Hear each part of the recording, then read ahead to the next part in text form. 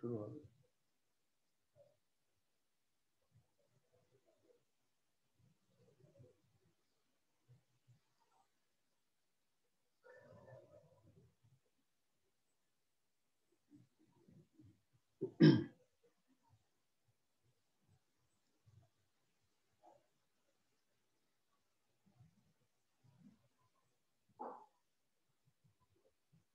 আচ্ছা, সবাই দেখতে পাচ্ছ স্লাইড?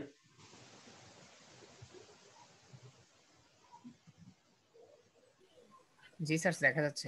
জি স্যার, দেখা যাচ্ছে। আচ্ছা, ঠিক আছে, thank you.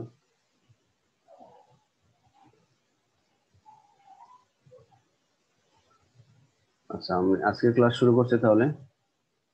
Dhaka city college online ক্লাসে তোমাদের সবাইকে স্বাগতম জানাচ্ছি। আমি আজকের ক্লাস পরিচালনায় doctor Mohammad Mahbub Hasan, associate professor, department of biology, Dhaka city college. আজকের লেকচার তৈরিতে যে সমস্ত বইয়ের সাহায্য নেওয়া হয়েছে তাদের বইয়ের নামগুলো দেওয়া হলো।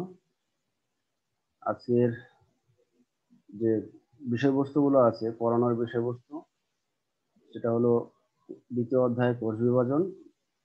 এই কোষ বিভাজনে আমরা যেটা পড়াবো সেটা হলো মাইটোসিস। কোষ বিভাজনের 5টি ধাপ পড়াবো আমরা: prophase, prometaphase, metaphase, anaphase, telophase. কৃতজ্ঞতা স্বীকার, আজকের স্লাইড তৈরিতে ঢাকা সিটি কলেজ বিজ্ঞান বিভাগের যে সকল সহকর্মী সাহায্য সহযোগিতা করেছেন তাদের সবাইকে কৃতজ্ঞতা জানাচ্ছি। আজকে আমরা আমাদের পড়ার মূল টপিকে চলে আসি। আজকে আমাদের মূল টপিক হলো মাইটোসিস কোষ বিভাজন। মাইটোসিস কোষ বিভাজনের সংজ্ঞা আমরা বা বৈশিষ্ট্য এর আগে জেনেছি, তারপরে আমি আবার রিপিট করছি যে কোষ বিভাজন প্রক্রিয়ায় একটি প্রকৃত কোষের নিউক্লিয়াস ও ক্রোমোজোম উভয়ই একবার করে বিভক্ত হয়ে সম আকৃতি ও সমগুণ সম্পন্ন দুটি অপত্য কোষে পরিণত হয়, তাকে মাইটোসিস কোষ বিভাজন বলে। তাহলে এখানে হবে প্রকৃত কোষ, এই প্রকৃত কোষের নিউক্লিয়াস এবং ক্রোমোজোম দুটোই একবার করে বিভাজিত হবে, এবং যে কোষ বা যে নতুন কোষগুলো তৈরি হবে বা অপত্য কোষগুলো তৈরি হবে তাতে ক্রোমোজোম সংখ্যা মাতৃকোষের ক্রোমোজোম সংখ্যার সমান হবে, সম আকৃতি সম্পন্ন হবে এবং সমগুণ সম্পন্ন হবে। মাইটোসিস কোষের কোথায় ঘটে? মাইটোসিস কোথায় ঘটে? জীবের দেহ কোষে ঘটে। জাইগোট জননাঙ্গের গঠন এবং বৃদ্ধিতে মাইটোসিস ঘটে থাকে। আমরা সম্পূর্ণ মাইটোসিস কোষ বিভাজন প্রক্রিয়াকে দুইটি প্রধান ভাগে বিভক্ত করব। একটা হলো ক্যারিওকাইনেসিস আর 2 নম্বর হলো সাইটোকাইনেসিস। আমরা ক্যারিওকাইনেসিসে চলে যাই। মাইটোসিস কোষ বিভাজনের মাতৃকোষের নিউক্লিয়াস থেকে দুটি অপত্য নিউক্লিয়াস তৈরি হওয়াকে ক্যারিওকাইনেসিস বলে। আচ্ছা, কেন মাতৃকোষ বলা হয়? মাতৃকোষ বলতে আমরা কি বুঝি, কেউ বলতে পারবা? মাতৃকোষ কেন বলা হচ্ছে? কারো কোনো আইডিয়া আছে মাতৃকোষ বলার পেছনে কারণটা কি?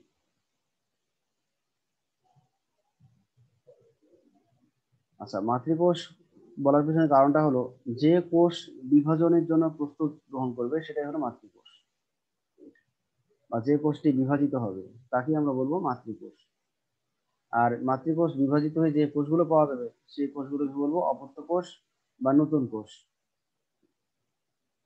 আমরা ক্যারিওকাইনেসিসকে 5টা ভাগে ভাগ করব। প্রথম যে ধাপ সেটার নাম হলো প্রোফেজ। প্রোফেজ শব্দটি গ্রিক দুটি শব্দ থেকে এসেছে। গ্রিক প্রো মানে পূর্ব আর ফেজ মানে হলো দশা। তাহলে ক্যারিওকাইনেসিসের যে দশায় নিউক্লিয়ার মেমব্রেন ও নিউক্লিওলাসের বিলুপ্তি ঘটতে থাকে এবং ক্রোমাটিন তন্তু কুণ্ডলীকৃত হয়ে ক্রোমোজোম সৃষ্টি করে তাকে প্রোফেজ বলে। এটি মাইটোসিস কোষ বিভাজনের প্রথম ও দীর্ঘস্থায়ী ধাপ।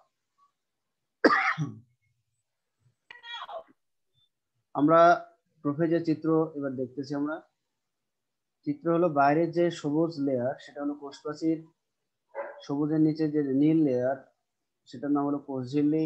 ভিতরের গোলাকার যে গঠন দেখতে পাচ্ছ, কালো লেয়ারটার নাম হলো নিউক্লিয়ার পর্দা। এর ভিতরে রয়েছে ক্রোমোজোম। ক্রোমোজোমের মাঝখানে একটা গোল অংশ, সেটা হলো সেন্ট্রোমিয়ার। ক্রোমোজোমের সাথে একটা কালো গোলাকার অংশ লেগে আছে, সেটা হলো নিউক্লিওলাস। আর নিউক্লিয়াস আর কোষ ঝিল্লির মাঝখানে সাদা যে অংশগুলো দেখানো হয়েছে সেটা হলো সাইটোপ্লাজম।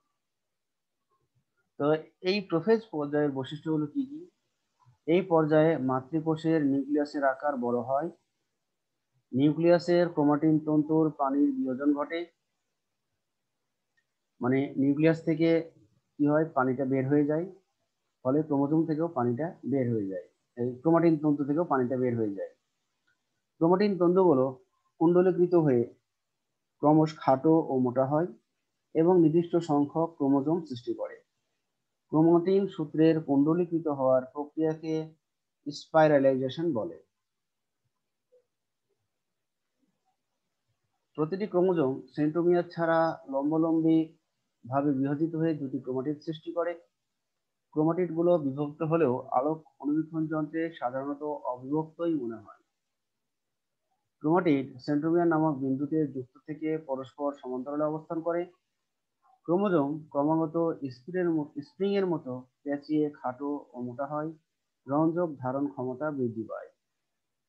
এই পর্যায়ের শেষের দিকে নিউক্লিয়ার মেমব্রেন ও নিউক্লিওলাসের বিভক্তি ঘটতে থাকে। সিডিকে, এটা হলো একটা এনজাইম, সাইক্লিন ডিপেন্ডেন্ট কাইনেজ। এই এনজাইম কর্তৃক কিছু প্রোটিনের ফসফোরাইলেশনের কারণে ক্রোমোজোমের সংকোচন শুরু হয় এবং কতক প্রোটিনের ফসফোরাইলেশনের কারণে নিউক্লিয়ার মেমব্রেনের বিলুপ্তি ঘটতে থাকে। তাহলে আমরা 1 নম্বর পর্যায় শেষ করলাম। 1 নম্বর পর্যায়ে আমি আবার একটু ছবি দেখে বুঝিয়ে দিচ্ছি। তাহলে প্রথমে বলেছিলাম এই পর্যায়ে কি হবে, এই পর্যায়ে মাতৃকোষ, এটা হলো মাতৃকোষ, আর এই মাতৃকোষের নিউক্লিয়াস কি হবে, আকারে বড় হবে। মাতৃকোষের নিউক্লিয়াস আকারে বড় হবে, ঠিক আছে। এটা হলো ছবিটা ছিল।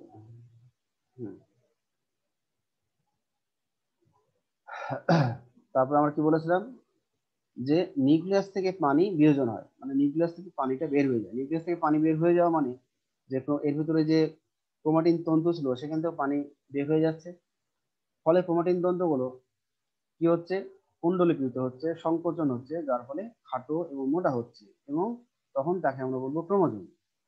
আর ক্রোমাটিন তন্তু কুণ্ডলীকৃত হওয়ার যে প্রক্রিয়া, এই প্রক্রিয়ায় যে ক্রোমোজোম তৈরি হয়, তাহলে এই কুণ্ডলীকৃত হওয়ার প্রক্রিয়াকে বলবো স্পাইরালাইজেশন। আমরা ছবিতে দেখতে পাচ্ছি যে প্রত্যেকটা ক্রোমোজোম সেন্ট্রোমিয়ার ছাড়া লম্বালম্বি দুটো অংশে ভাগ হয়েছে। এই ভাগগুলোকে বলবো ক্রোমাটিড বাহু। যখন আমরা প্রোফেজের এই পর্যায়টাকে আলোক অনুবীক্ষণ যন্ত্রে দেখব, তখন ক্রোমাটিড বাহু দুটি পরস্পর সমান্তরালে অবস্থান করবে এবং ক্রোমাটিড বাহুগুলো একটির সাথে আরেকটি লেগে থাকবে। হ্যাঁ, এই কারণে এই পর্যায়ে ক্রোমাটিড বাহুগুলোকে স্পষ্ট বোঝা যায় না, ঠিক আছে। ক্রোমাটিড বাহু দুইটা আছে ঠিকই, কিন্তু ক্রোমাটিড বাহু সমান্তরালে পরস্পর একটার সাথে আরেকটা লেগে থাকে, এই জন্য বোঝা যায় না। আর এই পর্যায়ের শেষের দিকে কি হবে, এই পর্যায়ের শেষের দিকে নিউক্লিয়ার মেমব্রেন এবং নিউক্লিওলাসের বিলুপ্তি ঘটবে। সিডিকে কর্তৃক, সিডিকে হলো একটা এনজাইম, এই এনজাইম কর্তৃক প্রোটিনের ফসফোরাইলেশনের কারণে ক্রোমোজোমের সংকোচন শুরু হবে, আর কতক প্রোটিনের ফসফোরাইলেশনের কারণে নিউক্লিয়ার পর্দা নষ্ট হয়ে যাবে। যেহেতু এই পর্যায়ে খাটো মোটা এবং রঞ্জক ক্রোমোজোমগুলো যেহেতু খাটো এবং মোটা হয়েছে, এই জন্য রঞ্জক ধারণ ক্ষমতা বৃদ্ধি পাবে। তাহলে ক্রোমোজোম, যেহেতু আমরা ক্রোমোজোম বলছি, মানে ক্রোমোজোমে কি নাই, পানি নাই। এই পানি না থাকার কারণে রঞ্জক যখন দেওয়া হয় সহজেই রঞ্জকটা শোষণ করতে পারে। তাহলে আমরা প্রোফেজ পর্যায়টা শেষ করলাম। প্রোফেজের মধ্যে কোনো বৈশিষ্ট্যে যদি এই গ্যাপ থাকে বলতে পারো, যে এই বৈশিষ্ট্যটা বুঝতে পারি না। প্রোফেজের বৈশিষ্ট্যগুলোর মধ্যে কোনো গ্যাপ থাকলে বলতে পারো।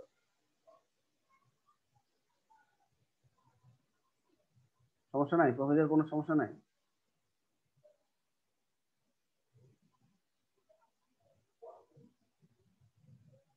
হ্যালো, শুনতে পাচ্ছ সবাই? বলছি প্রোফেজের বৈশিষ্ট্যগুলোতে কোনো সমস্যা থাকলে বলতে পারো। না স্যার, তেমন সমস্যা নেই। আচ্ছা, পরে ক্লাস শেষেও বলতে পারো, অসুবিধা নাই। আমরা 2 নম্বর পর্যায়ে চলে যাব এখন। 2 নম্বর পর্যায়ে হলো pro metaphase. Pro, Greek pro মানে হলো পূর্ব, মেটা মানে হলো মধ্য, আর ফেজ মানে হলো দশা। তাহলে প্রোফেজ ও মেটাফেজ দশার মধ্যবর্তী পর্যায়কে প্রো মেটাফেজ বলা হয়।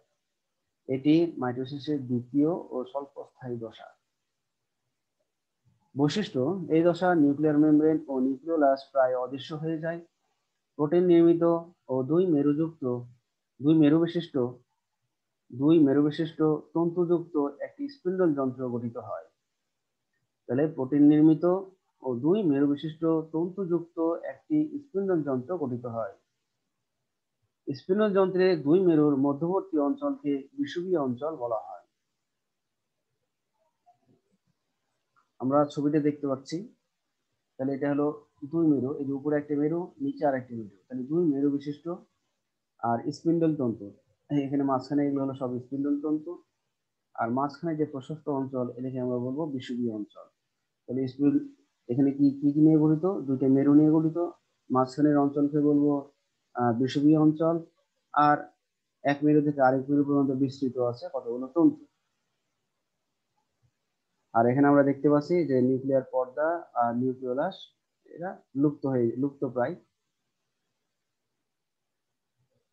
স্পিন্ডল যন্ত্রে যে তন্তুগুলো এক মেরু থেকে অপর মেরু পর্যন্ত বিস্তৃত এদেরকে স্পিন্ডল তন্তু, এবং যে তন্তুগুলো ক্রোমোজোমের সেন্ট্রোমিয়ারের সঙ্গে যুক্ত তাকে আকর্ষণ তন্তু বা ক্রোমোজোমীয় তন্তু বলে। ইংলিশে হলো ট্রাকশন ফাইবার ও ক্রোমোজোমাল ফাইবার বলে। ক্রোমোজোম গুলো এই সময় বিষুবীয় অঞ্চলের দিকে যেতে থাকে। প্রতিটি ক্রোমোজোম একটি আকর্ষণ তন্তুর সঙ্গে যুক্ত হয়ে ক্রোমোজোমীয় নৃত্যর প্রদর্শন করে। তাহলে এই ক্রোমোজোমীয় নৃত্য হওয়ার পিছনে কারণ নিচে দেওয়া হয়েছে। স্পিন্ডল তন্তু ক্রোমোজোমের সেন্ট্রোমিয়ারের কাইনেটোকর মোটর প্রোটিনের সঙ্গে যুক্ত হয়। এই প্রোটিন এটিপিকে ভেঙে দেওয়ার ফলে এডিপি ও অজৈব ফসফেট সৃষ্টি করে এবং শক্তি নির্গত করে। এই শক্তি খরচ করে ক্রোমোজোম মাইক্রোটিউবুল ধরে চলতে থাকে। আমি আবার প্রোমেটাফেজটা বলি। তাহলে প্রোমেটাফেজ আমরা দেখতে পাচ্ছি এখানে দুই মেরু বিশিষ্ট কি একটা স্পিন্ডল যন্ত্রের আবির্ভাব ঘটেছে। হ্যাঁ, মাঝখানের যে প্রশস্ত অঞ্চল সেটাকে আমরা বলবো বিষুবীয় অঞ্চল, আর এখানে নিউক্লিয়ার মেমব্রেন ও নিউক্লিওলাস অদৃশ্য হয়ে যাচ্ছে। আচ্ছা, এরপর আমরা আসবো কি যে এক মেরুর এক প্রান্ত হতে অপর প্রান্ত পর্যন্ত বিস্তৃত যে তন্তু তাকে বলতেছে স্পিন্ডল তন্তু, অর্থাৎ যেখানে কোনো ক্রোমোজোম সংযুক্ত নাই সেটা হলো স্পিন্ডল তন্তু। আবার যে স্পিন্ডল তন্তুতে ক্রোমোজোমের সেন্ট্রোমিয়ার যুক্ত আছে তাকে আমরা বলছি আকর্ষণ তন্তু বা ক্রোমোজোমীয় তন্তু। আর এই ক্রোমোজোম গুলো যেখানে থাক এরা আস্তে আস্তে বিষুবীয় অঞ্চল মানে মাঝখানে যে অঞ্চলটা আছে এই মাঝখানের অঞ্চলে আস্তে আস্তে বিন্যস্ত হতে থাকবে। আর এই সময় কি হবে যে আকর্ষণ তন্তুর সাথে সংযুক্ত থেকে ক্রোমোজোম গুলো এক ধরনের নাচ প্রদর্শন করে। একে আমরা বলবো ক্রোমোজোমীয় নাচ বা ক্রোমোজোমীয় নৃত্য। তো ক্রোমোজোমীয় নৃত্য এই আচরণ দেখানোর কারণটা হলো কি? কারণ কিছুক্ষণ আগে আমি বললাম যে স্পিন্ডল তন্তু ক্রোমোজোমের সেন্ট্রোমিয়ারের একটা প্রোটিন আছে। সেই প্রোটিনটার নাম হলো কাইনেটোকোর মোটর প্রোটিন। তাহলে স্পিন্ডল তন্তু ক্রোমোজোমের সেন্ট্রোমিয়ারের কাইনেটোকোর মোটর প্রোটিনের সাথে যুক্ত হয়। আর এই প্রোটিনগুলো কি করে? প্রোটিনগুলো এটিপি কে ভেঙে দেয়। এটিপি কে ভেঙে দেওয়ার ফলে এডিপি এবং অজৈব ফসফেট এবং শক্তি নির্গত হয়। আর এই যে শক্তির মাধ্যমে সেন্ট্রোমিয়ার তখন কি করবে? এই আকর্ষণ তন্তু বরাবর উঠানামা করতে পারে। আর যখন সেন্ট্রোমিয়ার এই উঠানামা করে তখন যে বাহুগুলো আছে সেই বাহুগুলো আন্দোলিত হয়। হ্যাঁ, যেটা দেখে অনেকটা নাচের মতো মনে হয়, এই জন্য একে বলছি আমরা ক্রোমোজোমীয় নৃত্য। ঠিক আছে? তাহলে ক্রোমোমেটাফেজ সম্পর্কে কারো কোনো জিজ্ঞাসা আছে? ক্রোমোমেটাফেজ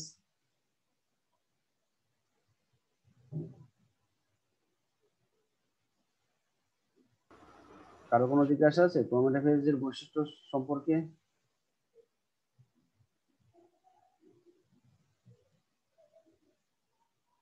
রেসপন্স করো। না স্যার।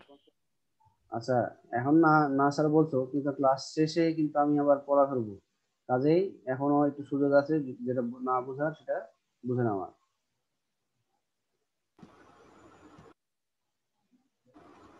আচ্ছা, আমরা এবার চলে যাব 3 নম্বর স্টেজ, মেটাফেজ।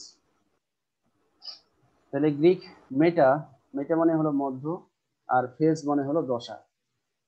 তাহলে ক্যারিওকাইনেসিসের যে দশায় সেন্ট্রোমিয়ার দ্বারা স্পিন্ডল তন্তুর সাথে যুক্ত হয়ে ক্রোমোজোম গুলো স্পিন্ডল যন্ত্রের বিষুবীয় অঞ্চলে বিশেষ রীতিতে সজ্জিত হয়, তাকে মেটাফেজ বলে। তাহলে ক্যারিওকাইনেসিসের যে দশায় সেন্ট্রোমিয়ার দ্বারা স্পিন্ডল তন্তুর সাথে যুক্ত হয়ে ক্রোমোজোম গুলো স্পিন্ডল যন্ত্রের বিষুবীয় অঞ্চলে বিশেষ রীতিতে সজ্জিত হয়, তাকে মেটাফেজ বলে। বৈশিষ্ট্য: এই দশায় নিউক্লিয়ার মেমব্রেন ও নিউক্লিওলাস সম্পূর্ণ বিলুপ্ত হয়ে যায়। এই দশায় নিউক্লিয়ার মেমব্রেন ও নিউক্লিওলাস সম্পূর্ণ বিলুপ্ত হয়ে যায়। স্পিন্ডল যন্ত্রের গঠন সম্পূর্ণ হয়। ক্রোমোজোমগুলো বিষুবীয় অঞ্চলে অবস্থান করে, সেন্ট্রোমিয়ারের সাহায্যে আকর্ষণ তন্তুর সাথে লেগে থাকে।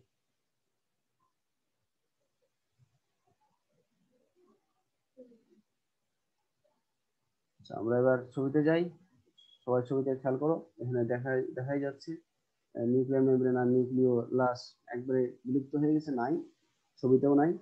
স্পিন্ডল যন্ত্রের গঠন এখানে সম্পন্ন হয়েছে। স্পিন্ডল যন্ত্র এখানে কিভাবে গঠন হয়েছে, এখানে হলো দেখো যে দুইটা মেরু আর মাঝখানটা হলো প্রশস্ত অঞ্চল, এটা হলো বিষুবীয় অঞ্চল। আর স্পিন্ডল যন্ত্রকে অনেকটা মাকুর মতো দেখায়, মাকু।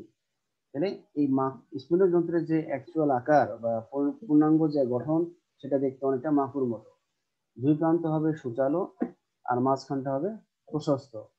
হ্যাঁ, অ্যাকচুয়াল বা পরিণত গঠনটা হলো মাকুর মতো। এই জন্য আমরা বলছি স্পিন্ডল যন্ত্রের গঠন সম্পূর্ণ হয়। আরেকটি বৈশিষ্ট্য বলেছি যে স্পিন্ডল যন্ত্রে বিষুবীয় অঞ্চলে ক্রোমোজোম গুলো অবস্থান করতেছে এবং সেন্ট্রোমিয়ারের সাহায্যে আকর্ষণ তন্তুর সাথে সংযুক্ত আছে। স্পিন্ডল যন্ত্রের বিষুবীয় অঞ্চলে ক্রোমোজোমের যে এই বিন্যাস, এই বিন্যস্ত হওয়াকে আমরা বলবো মেটাকাইনেসিস। মেটাকাইনেসিস এই পর্যায়ে ক্রোমোজোম গুলো সর্বাধিক খাটো ও মোটা হয়, সর্বাধিক খাটো এবং মোটা হয়। মেটাফেজ পর্যায়ে ক্রোমোজোম গুলো সর্বাধিক খাটো এবং সর্বাধিক মোটা হবে। ক্রোমোজোমের এই খাটো এবং মোটা হওয়াকে আমরা কি বলবো? ক্রোমোজোমের এই খাটো এবং মোটা হওয়া কি বলবো? কনডেনসেশন। কনডেনসেশন এই পর্যায়ে কোষে ক্রোমোজোম সংখ্যা, আকার, আকৃতি নির্ণয় করা যায়। এই পর্যায়ের শেষে সেন্ট্রোমিয়ারের বিভাজন শুরু হয়। তাহলে আমরা এই পর্যায়টা আবার বলতেছি। তাহলে প্রথমে আমরা কি বললাম? এই পর্যায়ে আমরা বলবো নিউক্লিয়ার পর্দা ও নিউক্লিওলাস সম্পূর্ণ বিলুপ্ত হয়ে যায়।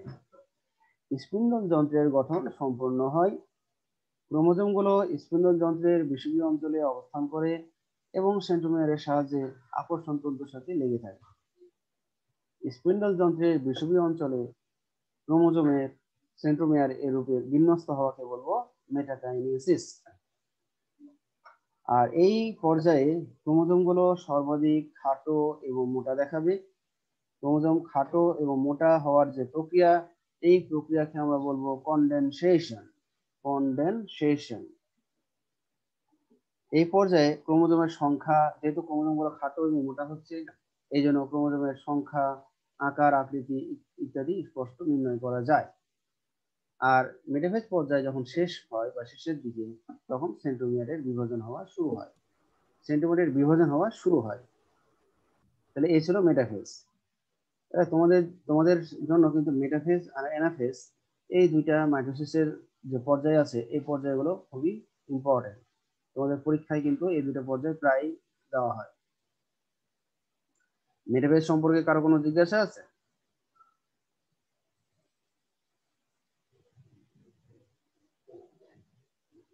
না স্যার। আচ্ছা, এবার আসি অ্যানাফেজ। অ্যানাফেজ শব্দটা হলো দুটি গ্রিক শব্দ থেকে এসেছে। একটা হলো গ্রিক অ্যানা, অ্যানা মানে উপরে বা পিছনে, আর ফেজ মানে হলো দশা। তাহলে ক্যারিওকাইনেসিসের যে দশায় অপত্য ক্রোমোজোম গুলো নিরক্ষীয় অঞ্চল থেকে দুই বিপরীত মেরুর দিকে চলতে শুরু করে, তাকে অ্যানাফেজ বলে। ক্যারিপেনাসের যে দশায় অপত্য ক্রোমোজোম গুলো নিরক্ষীয় অঞ্চল থেকে দুই বিপরীত মেরুর দিকে চলতে শুরু করে তাকে অ্যানাফেজ বলে। বৈশিষ্ট্য: এই পর্যায়ের শুরুতে প্রতিটি ক্রোমোজোমের সেন্ট্রোমিয়ার দুই ভাগে বিভক্ত হয়। প্রতিটি ক্রোমোজোমের সেন্ট্রোমিয়ার দুই ভাগে বিভক্ত হয়। আমরা মেটাফেজে বলেছিলাম সেন্ট্রোমিয়ার বিভাজন শুরু হয়, আর অ্যানাফেজে বলতেছি প্রতিটি ক্রোমোজোমের সেন্ট্রোমিয়ার দুভাগে বিভক্ত হয়, মানে এখানে সেন্ট্রোমিয়ার সম্পূর্ণরূপে দুইটা আলাদা হয়ে যাবে। ক্রোমোজোমের প্রতিটি ক্রোমাটিড নিজস্ব সেন্ট্রোমিয়ার লাভ করে অপত্য ক্রোমোজোমে পরিণত হয়। ক্রোমোজোমগুলো বিষুবীয় অঞ্চল হতে মেরুমুখী চলন সম্পন্ন করে।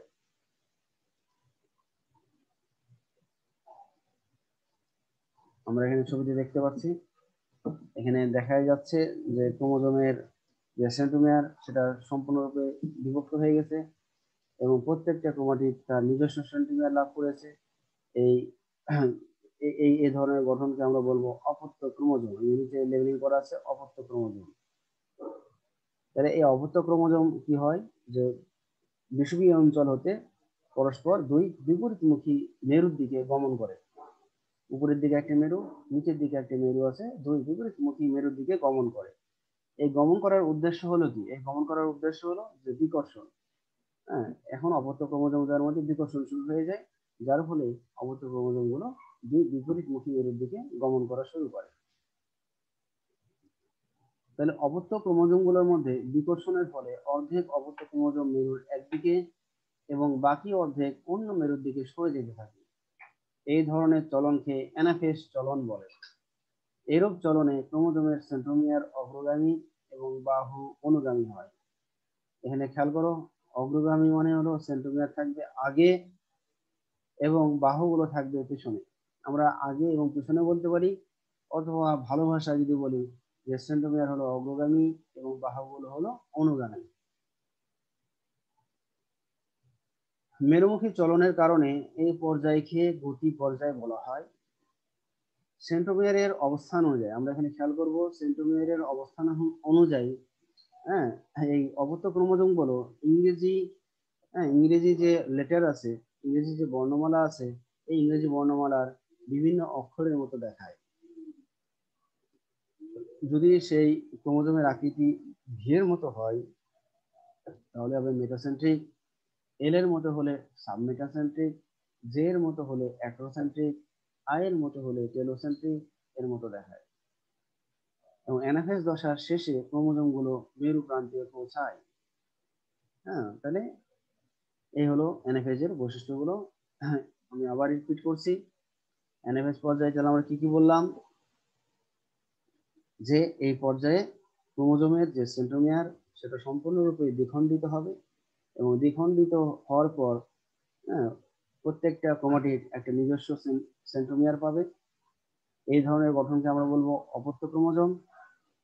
হ্যাঁ, এই ক্রোমোজোম গুলো তখন কি হবে, বিষুবীয় অঞ্চল হতে মেরুমুখী চলন সম্পন্ন করে। মূলত অপত্য ক্রোমোজোমের বিকর্ষণের ফলে অর্ধেক অপত্য ক্রোমোজোম মেরুর একদিকে উপরের দিকে এবং বাকি অর্ধেক অপত্য ক্রোমোজোম মেরুর অপর মেরুর দিকে অগ্রসর হয়। এবং এই চলনের সময় সেন্ট্রোমিয়ার থাকবে অগ্রগামী বা আগে এবং বাহুগুলো থাকবে পেছনে।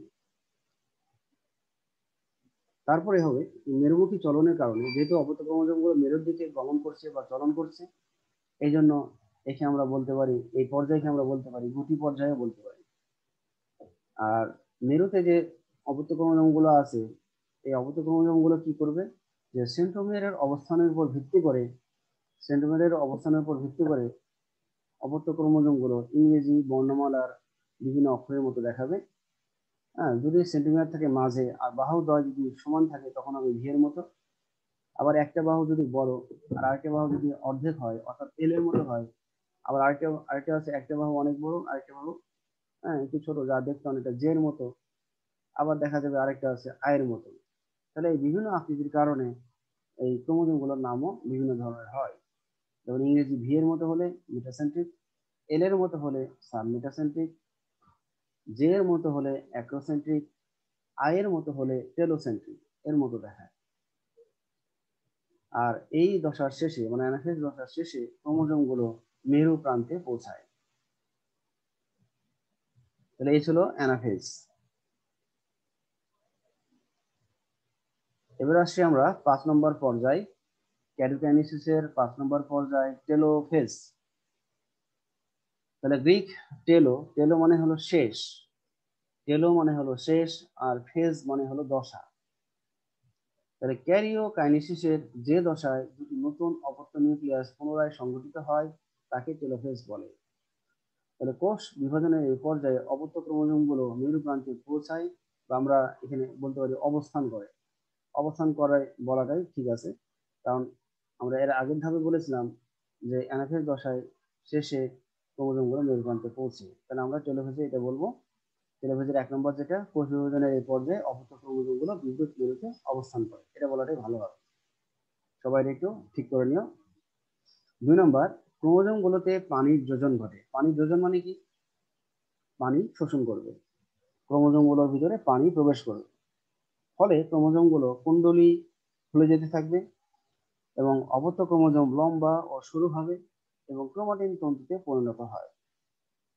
তাহলে ক্রোমোজোম গুলো যখন পানি শোষণ করবে বা পানি গ্রহণ করবে, পানি শোষণ বা পানি গ্রহণ করার ফলে ক্রোমোজোম গুলো আবার সরু লম্বা সুতার মতো হবে, আর এই গঠনকে বলবো ক্রোমাটিন তন্তু। নিউক্লিওলাসের পুনরায় আবির্ভাব ঘটে, ফলে দুটি অপত্য নিউক্লিয়াস সৃষ্টি হয়। আমরা এবার ছবিতে যাই। 4 নম্বর বৈশিষ্ট্য, ক্রোমোজোম গুলো আন্তঃপ্লাজমীয় জালিকা দ্বারা পরিবৃত হয়ে নিউক্লিয়ার মেমব্রেন গঠন করে। তাহলে এই হলো টেলোফেজের ছবি। আমরা উপরে একটা অপত্য নিউক্লিয়াস দেখতে পাচ্ছি, নিচে একটা অপত্য নিউক্লিয়াস দেখতে পাচ্ছি। হ্যাঁ, তাহলে এটা হলো নিউক্লিয়ার পর্দা, ভিতরে আছে ক্রোমোজোম, আর এটা হলো নিউক্লিওলাস। দুই অপত্য নিউক্লিয়াসের মাঝখানে একটা আড়াআড়ি একটা রেখা দেখতে পাচ্ছি, এটা হলো পোস্টপ্লেট। আর দুই অপত্য নিউক্লিয়াসের মাঝখানে আমরা দেখতে পাচ্ছি স্পিন্ডল যন্ত্র। তাহলে এই হলো দুটো অপত্য নিউক্লিয়াস আমরা টেলোফেজ পর্যায়ে দেখতে পাচ্ছি। 5 নম্বর বৈশিষ্ট্য টেলোফেজের, স্পিন্ডল যন্ত্রের কাঠামো ভেঙে পড়ে এবং তন্তুগুলো ধীরে ধীরে অদৃশ্য হয়।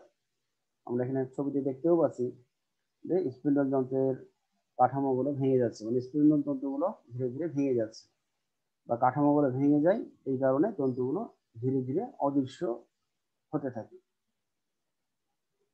কোষের দুই মেরুতে দুটি অপত্য নিউক্লিয়াস সৃষ্টি হয় বা গঠিত হয় এবং প্রত্যেকটা নিউক্লিয়াসে যে ক্রোমোজোম সংখ্যা আছে, সেই ক্রোমোজোম সংখ্যা মাতৃ মাতৃ নিউক্লিয়াসের ক্রোমোজোম সংখ্যা সমান থাকে। আমরা যখন প্রোফেজ শুরু করেছিলাম, প্রোফেজে আমরা দেখেছিলাম প্রোফেজে যে মাতৃকোষের নিউক্লিয়াসে ক্রোমোজোম ছিল 4টা। তাহলে এখানেও আমরা অপত্য নিউক্লিয়াসে দেখতেছি ক্রোমোজোম আছে 4টা। দুটো যে অপত্য নিউক্লিয়াস আছে, দুটো অপত্য নিউক্লিয়াসে ক্রোমোজোম সংখ্যা 4টা আছে। অর্থাৎ তাহলে মাতৃকোষের নিউক্লিয়াস এবং অপত্য কোষের নিউক্লিয়াসে ক্রোমোজোম সংখ্যা সমান। এইভাবে সমসংখ্যক ক্রোমোজোম যুক্ত হয়ে সম-আকৃতি ও সমগুণ সম্পন্ন দুটি অপত্য নিউক্লিয়াস গঠনের মাধ্যমে মাইটোসিস বিভাজনের ক্যারিওকাইনেসিসের সমাপ্তি ঘটে। টেলোফেজ পর্যায়ের শেষের দিকে সাইটোকাইনেসিস আরম্ভ হয়, কিন্তু টেলোফেজ ও সাইটোকাইনেসিসের সমাপ্তি একই সঙ্গে ঘটে। হ্যাঁ, টেলোফেজ পর্যায়ের শেষের দিকে সাইটোকাইনেসিস আরম্ভ হয়, কিন্তু টেলোফেজ এবং সাইটোকাইনেসিসের সমাপ্তি একই সঙ্গেই ঘটে। একটু আগে পিছিয়ে হয়, টেলোফেজ শেষ হওয়ার সাথে সাথে সাইটোকাইনেসিস শেষ হয়ে যায়। তাহলে এই ছিল টেলোফেজ পর্যায়ের বৈশিষ্ট্য। তাহলে শেষ পর্যায়ের বৈশিষ্ট্য সম্পর্কে কোনো কোথাও জিজ্ঞাসা থাকলে বলতে পারো। হ্যাঁ, ওভারঅল 5টা পর্যায়ে আমরা পড়ালাম। 5টা পর্যায়ের মধ্যে কারো কোনো জায়গায় সমস্যা থাকলে বলো, না হলে কিন্তু আমি কিছুক্ষণের মধ্যে তোমাদের কিছু প্রশ্ন জিজ্ঞাসা করবো আজকের পড়া সম্পর্কে। এখনো সুযোগ আছে, কারো কোনো কোথাও জানার আগ্রহ থাকলে বলতে পারো যে এই জায়গাটা স্যার একটু বুঝলে ভালো হয়, আর না থাকলে আমি প্রশ্ন করবো কিছু।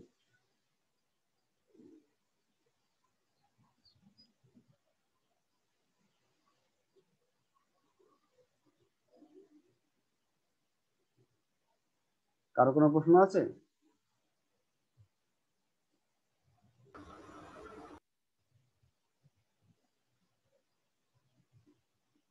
প্রশ্ন করার কথা বলে সেই জন্য পার্টিসিপেন্ট কমে যাচ্ছে নাকি? আচ্ছা, যারা যারা চলে যাচ্ছ তাদের নিজেরই লস। হ্যাঁ, এখন এই যে প্রশ্নগুলো আমরা আলোচনা করব সেটা তোমাদের জন্য ভালো হবে। আচ্ছা, এখন আমি তাহলে কিছু প্রশ্ন করি। এই যে আমরা ক্রোমাটিন তন্তু আর ক্রোমোজোম, ক্রোমাটিন তন্তু আর ক্রোমোজোম, এই দুটার পার্থক্য আগে বলো। অনেকের মধ্যে এটা একটু কনফিউশন আছে যে ক্রোমাটিন তন্তু কখন আর ক্রোমোজোম কখন। কারো জানা থাকলে অ্যান্সার দাও। ক্রোমাটিন তন্তু আর ক্রোমোজোম, কারো জানা থাকলে অ্যান্সার দাও। ক্রোমাটিন তন্তু আর ক্রোমোজোম, এই দুটোর মধ্যে পার্থক্য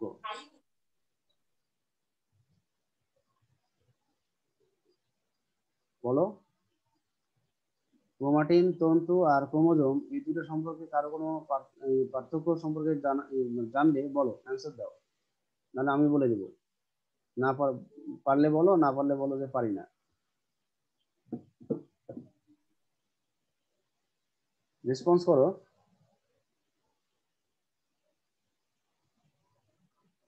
আচ্ছা, আমি বলে দিচ্ছি তাহলে ক্রোমাটিন তন্তু কখন আর ক্রোমোজোম কখন।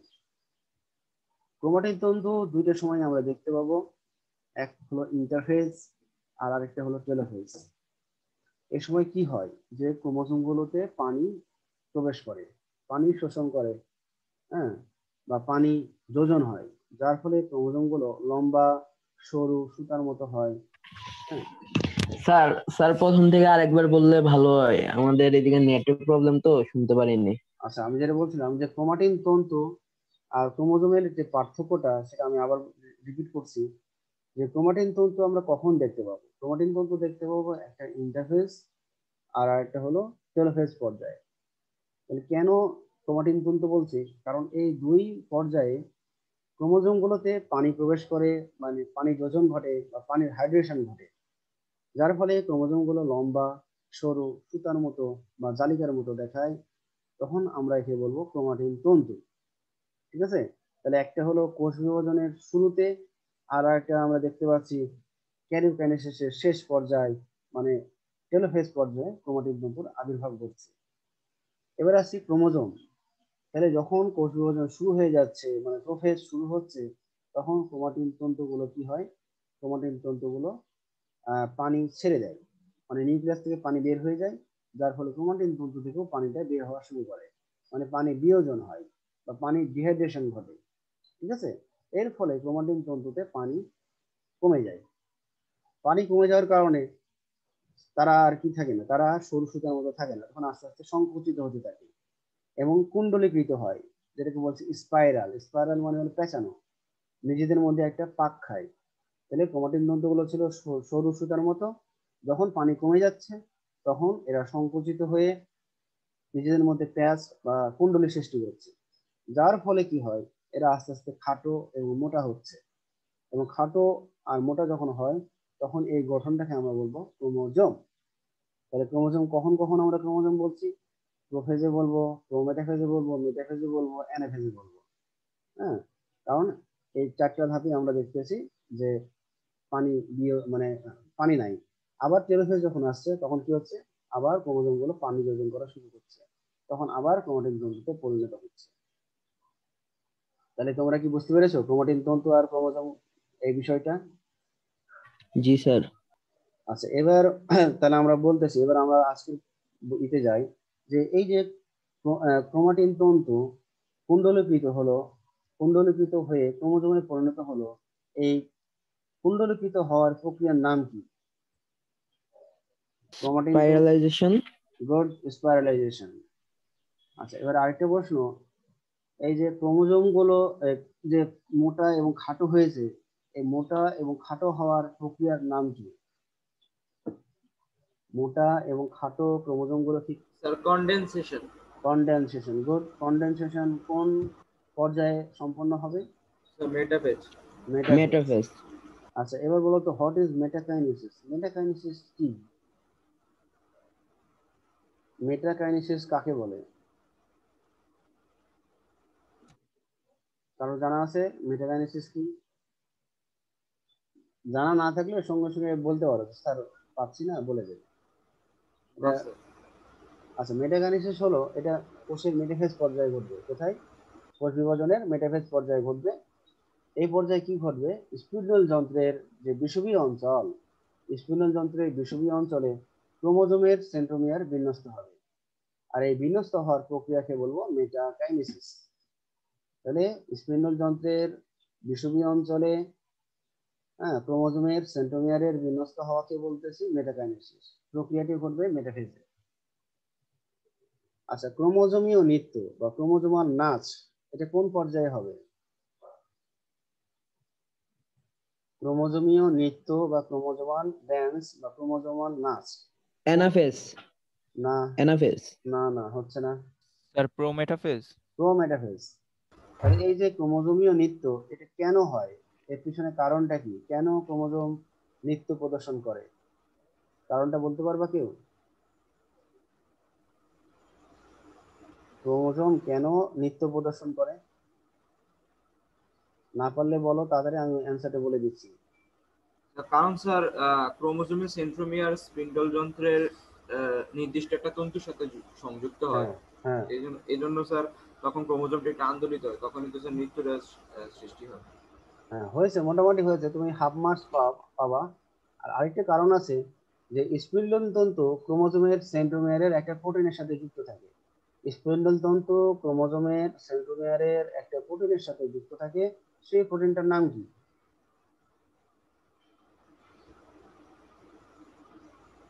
কারোই জানা নাই?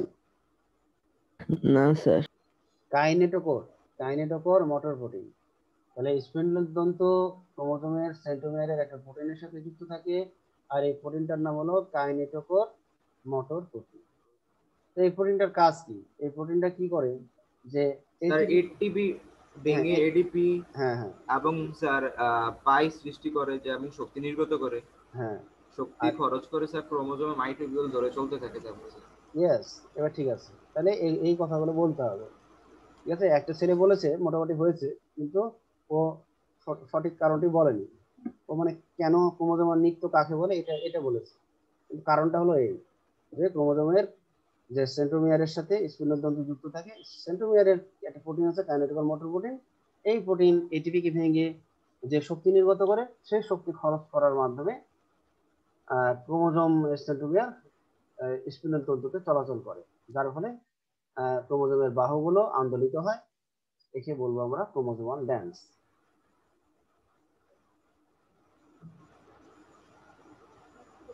আচ্ছা, এবার আরেকটা কোশ্চেন, যে কি কারণে নিউক্লিয়ার মেমব্রেনের বিলুপ্তি ঘটে? কি কারণে নিউক্লিয়ার মেমব্রেনের বিলুপ্তি ঘটে?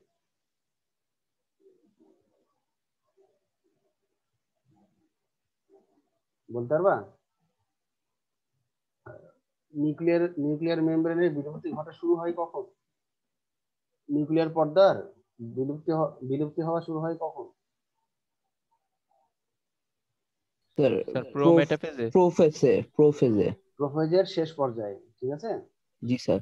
তাহলে এই পর্যায়ে শেষের দিকে কি পানি হয়? বিয়োজনের কারণে। কিসের? স্যার বলার পানি বিয়োজনের কারণে বিলুপ্তি ঘটে না মনে হয়। না না, ওটা না। ওটা বিলুপ্ত হওয়ার কারণটা হলো, ওটা আছে, ওটা প্রাথমিক একটা কারণ আছে। তবে মেন কারণটা হলো যে কিছু প্রোটিন আছে, এই কিছু প্রোটিনের ফসফোরাইলেশন ঘটায়, যার ফলে ওই ক্রোমোজোম গুলো সংকুচিত হয়, যার ফলে ক্রোমোজোম গুলো মোটা হতে থাকে।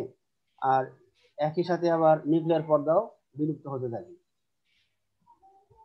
আচ্ছা, স্পিন্ডল যন্ত্র গঠনে কি কে কে অংশগ্রহণ করে? স্পিন্ডল যন্ত্রের অংশগুলো নাম বলো। স্পিন্ডল যন্ত্রের অংশগুলোর নাম বলো। কি কি থাকবে একটা স্পিন্ডল যন্ত্রে? কি কি থাকবে?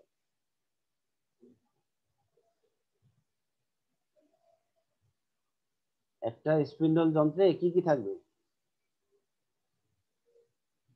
একটা স্পিন্ডল যন্ত্রে দুই প্রান্তকে আমরা কি বলবো? মেরু অঞ্চল। মেরু অঞ্চল। মাঝখানের অঞ্চলকে কি বলবো? বিষুবীয় অঞ্চল। বিষুবীয় অঞ্চল। আর কি থাকবে? আর থাকবে স্পিন্ডল তন্তু, আর থাকবে আকর্ষণ তন্তু। তাহলে স্পিন্ডল তন্তু আর আকর্ষণ তন্তু কি? যে এক মেরুর এক অঞ্চল থেকে আরেক মেরু পর্যন্ত বিস্তৃত অঞ্চলে যে তন্তু বিন্যস্ত তাকে বলবে স্পিন্ডল তন্তু। আর যে স্পিন্ডল তন্তুর সাথে ক্রোমোজোমের সেন্ট্রোমিয়ার যুক্ত আছে তাকে বলবো আকর্ষণ তন্তু বা ট্রাকশন তন্তু বা ক্রোমোজোমাল তন্তু। তো ঠিক আছে, ভালো করে পড়াশোনা করো, আর কোনো প্রশ্ন থাকলে তোমরা টুকে রাখবা, যাতে ক্লাসে আমাকে বলতে পারো। হ্যাঁ, তোমরা তোমরা নিজে থেকে তোমরা প্রশ্ন খুব কম করতেছো, মানে আমাকে প্রশ্ন করতে হচ্ছে বেশি। নিজে থেকে প্রশ্ন করা শিখো, ঠিক আছে? তোমাদের এটা ভালো হবে।